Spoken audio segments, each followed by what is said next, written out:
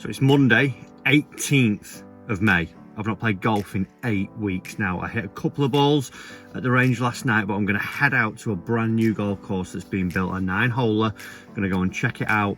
I'm just excited to get back out and play. Now, the restrictions have been lifted in the UK, so we can go out and play now, whether it's in 1 or 2 balls. I'm going to head out and just play on my own today, and just see what the game's like. I'm not expecting great things. I hit it mediocre at the range yesterday, so just excited to get out and actually get playing, hit some putts, hit some chips, and just be out on the golf course again. So let's go and let's get out on that golf course now.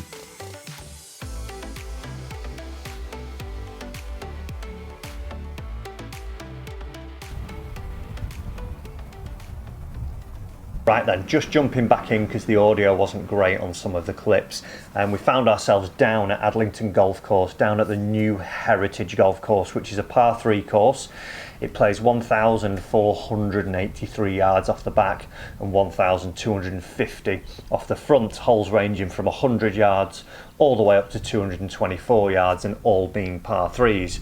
So with that range of hole there, you're going to be able to test all the way for myself from a wedge or a gap wedge all the way up to my hybrids, depending on wind conditions. So something that is, you know, a good test for your whole bag and probably for every level of golfer. But I'll get into that a little bit more. I'm going to let you see a few of the holes now and see what you think of the course, and I'm going to tell you, you know, what standard of play it would suit, a little bit about the golf course and what I thought of it overall. So let's leave you to a little bit of golf now.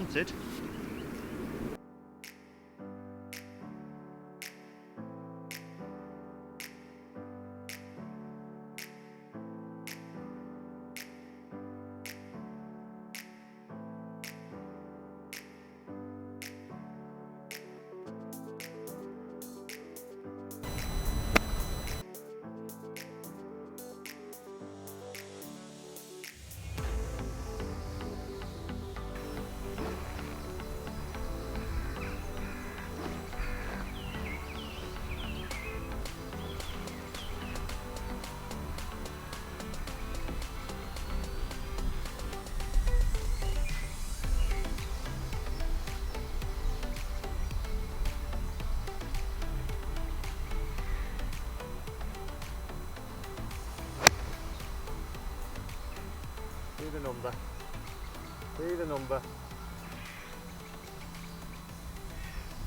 That's literally pitched right on the edge of the hole. Oh my god. And that is where that little beauty landed, just a couple of inches away from having a hole-in-one on my second tee shot back after 8 weeks, which was absolutely fantastic. And as you can see there, the greens look really, really pure. So it would be nice to get a 2 in the boat, second hole. Let's see how we get on with it. No. Greens being that pure didn't help me at all. Weak.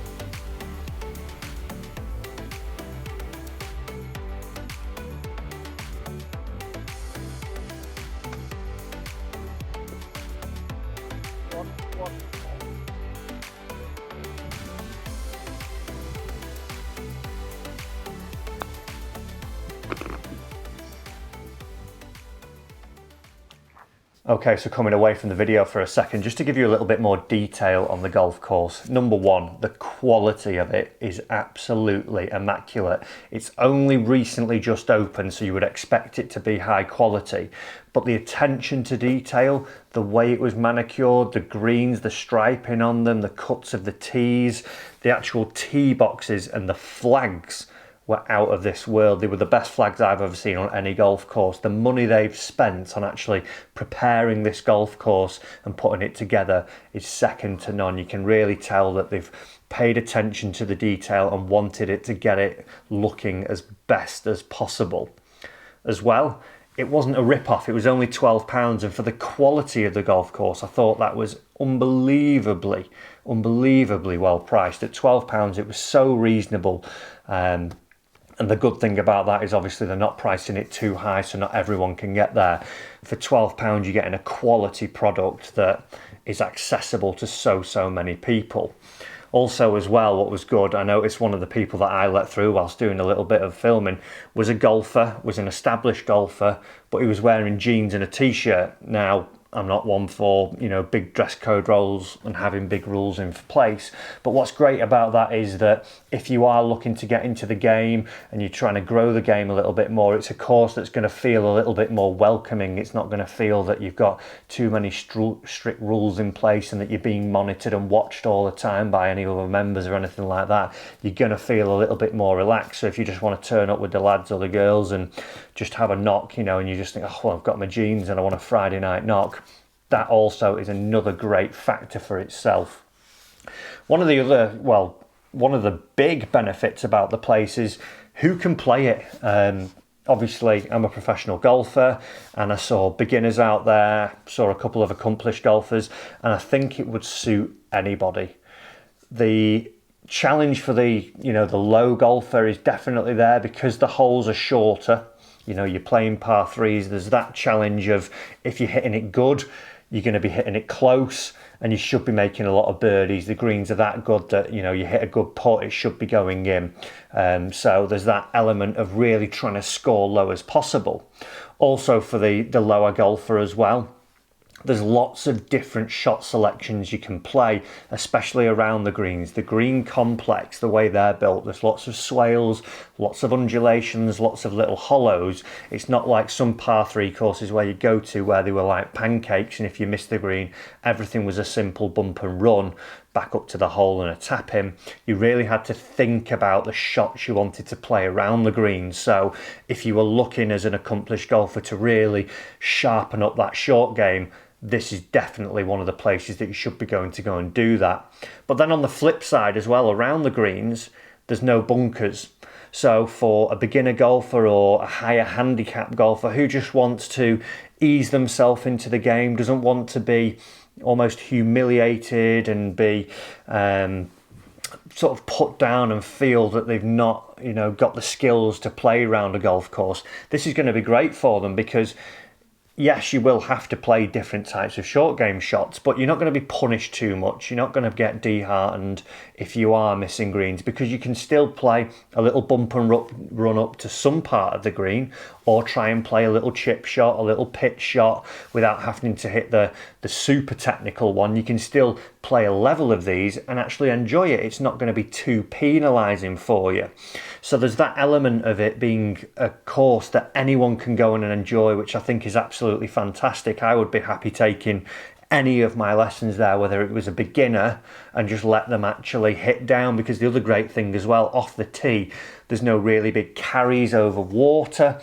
There's no, you know, sort of long, thick rough to go over to get to the greens.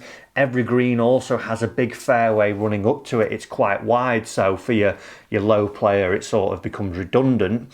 But for your beginner again, or your higher handicapper, if you're not hitting the greens, you can still bounce it up there and not be fearful of holding people up and losing golf balls. And like I say, it really getting you down because you think, oh, I can't play this game. It's really going to appeal to everybody there. So it is a great little golf course in that sense. So let's check a few more of the holes out, and then I'll see you at the end of the video.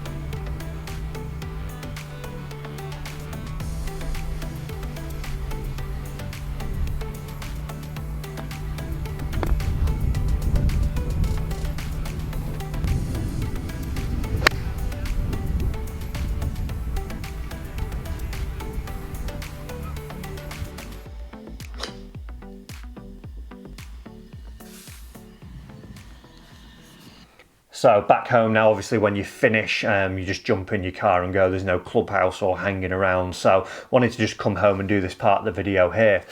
So on reflection, I think the new golf course there at Addlington is absolutely fantastic. Like I say, great value for money. The quality was the thing that I was most blown away by.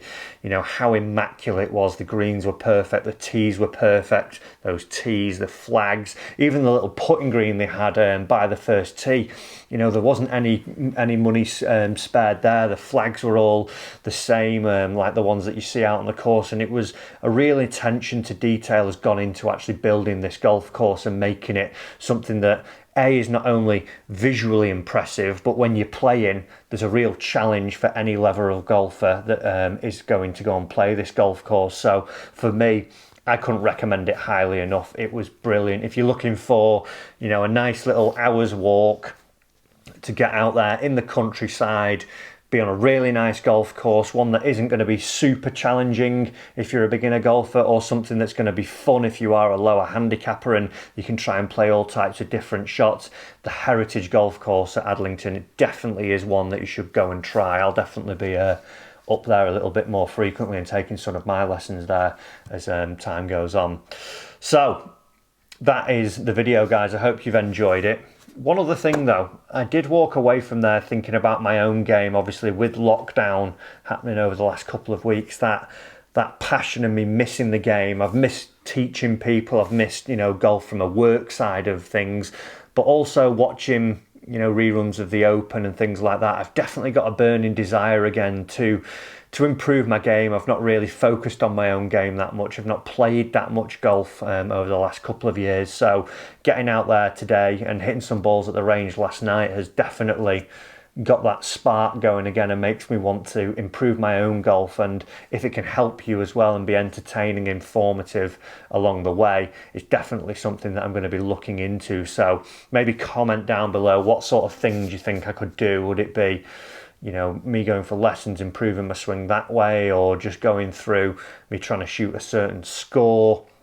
What can I do that can inform you guys on my progress, but also help educate you on different areas of the game? Guys, I hope you've enjoyed this video. It was great to get back out on the golf course and be out there just hitting balls, even though some of them weren't the best. Some of them were a near hole-in-one, so real ebb and flow through those 9 holes for myself. But like I say, great to be out there. Thanks for watching. As always, do remember to subscribe. Plenty more videos coming soon, and I'll see you back on the golf course again soon.